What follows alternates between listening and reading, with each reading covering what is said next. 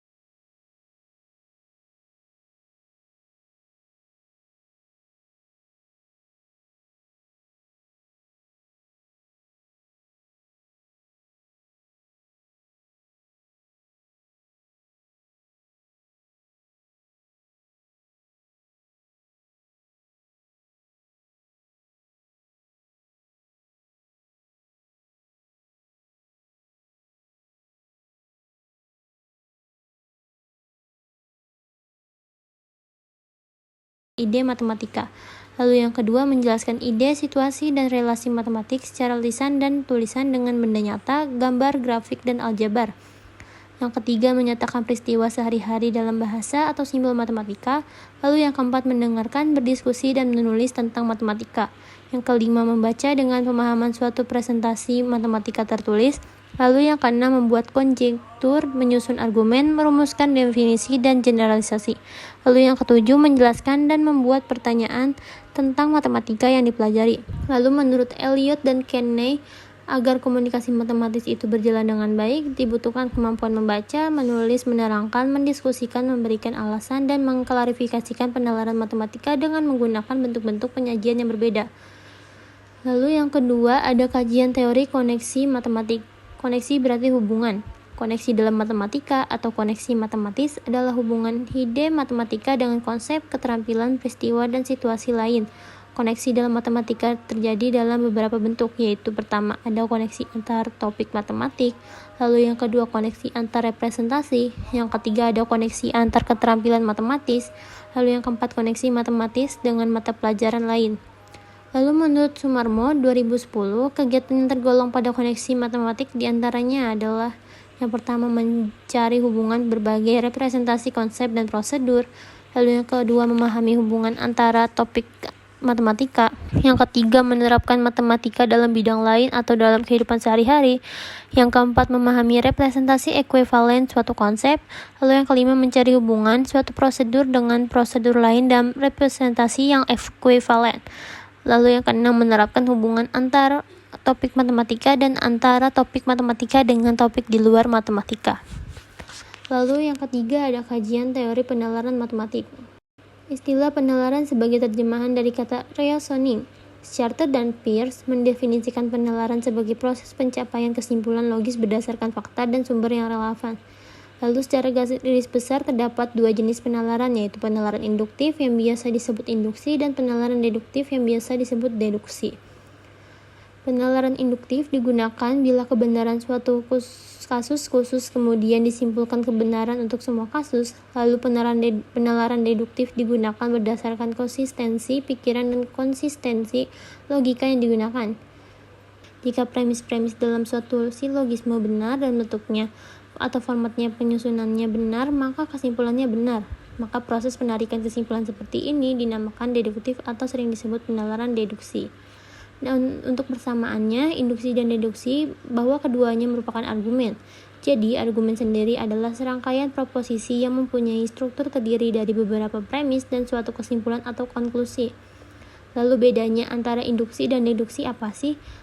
Terletak pada kesimpulan yang membedakannya yang diturunkannya. Induksi meliputi generalisasi, analogi, dan hubungan kausal, sedangkan deduksi meliputi modus ponens, modus tollens, silogisme hipotetik, dan silogisme dengan kuantifikasi. Lalu menurut Sumarmo, penalaran matematis meliputi yang pertama, menarik kesimpulan logik, yang kedua, memberikan penjelasan dengan menggunakan model, fakta, sifat-sifat, dan hubungan, lalu yang kedua, memperkirakan jawaban dan proses solusi, yang keempat, menggunakan pola dan hubungan untuk menganalisis situasi matematik, lalu yang kelima, menyusun dan menguji konjektur, yang keenam, merumuskan lawan contoh, lalu yang ketujuh, mengikuti aturan inferensi, memeriksa validitas argumen, lalu yang ke-8, menyusun argumen yang valid, dan yang ke-9, menyusun pembuktian langsung dan menggunakan induksi matematik. Baik, di sini ada pengertian dan indikator setiap kemampuan. Nah, yang pertama itu ada kemampuan komunikasi matematik. Nah, kemampuan komunikasi matematik merujuk pada keterampilan siswa dalam mengungkapkan ide atau solusi matematika secara lisan, tulisan, atau visual. Nah, komunikasi ini sangat penting untuk membangun pemahaman bersama, mendiskusikan strategi, dan menjelaskan alasan dibalik suatu jawaban. Indikator kemampuan komunikasi matematik antara lain, yang pertama itu ada menjelaskan ide, yang kedua menggunakan simbol, gambar, atau tabel untuk menyampaikan informasi, yang ketiga mendiskusikan dan membandingkan strategi penyelesaian masalah dengan orang lain, yang keempat ada merespon pertanyaan atau pendapat teman secara matematis. Lalu di poin kedua ada kemampuan koneksi matematik. Nah, kemampuan koneksi matematik adalah kemampuan untuk mengaitkan suatu konsep matematika dengan konsep lainnya, serta menghubungkannya dengan konteks dunia nyata atau bidang lain. Siswa yang memiliki kemampuan koneksi akan lebih mudah memahami hubungan antar topik dan mengaplikasikan matematika dalam kehidupan sehari-hari.